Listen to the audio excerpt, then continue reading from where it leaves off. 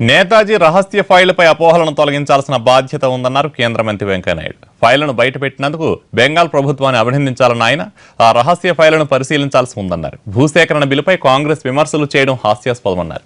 హైదరాబాద్ రాజేంద్ర నగర్లో south India sports meet ను వెంకయ్య ప్రారంభించారు. 13 చట్టాల పైన కేంద్ర ప్రభుత్వం నోటిఫికేషన్ జారీ చేసింది. దాన్ని కూడా కాంగ్రెస్ పార్టీ కువిమర్శలు చేస్తూ ఉంది. కాంగ్రెస్ పార్టీ తన తప్పులను అవతల వాడి వైపు నెత్తే ప్రయత్నం చేయడం, తన తప్పులు తెలుసుకోకుండా గురివింద వ్యవహారంగా వ్యవహరించడం, అలా కాంగ్రెస్ పార్టీ లక్షలాది ఎకరాలు ఇవాళ రైతుల యొక్క ఎకరాలను దోచుకొని వాళ్ళకి నష్టం కలిగించి వాళ్ళ జీవనోపాధిని పొంగొట్టి వాళ్ళ పొట్టగొట్టి ఇవాళ ఈ మా ప్రభుత్వం ఎవరి భూములు ఇప్పటి వరకు సేకరించలేదు. కానీ ఈ ప్రభుత్వం విమర్శ చేయడం హాస్యాస్పదం అవుతుంది. సుభాష్ చంద్రబోస్ సంబంధించిన యొక్క కొన్ని రహస్య ఫైళ్లు బెంగాల్ ప్రభుత్వం బయటపెట్టింది, చాలా సంతోషం. ఆ ఫైల్లో ఏముందో అంతా కూడా అధ్యయనం చేయాల్సి ఉంది.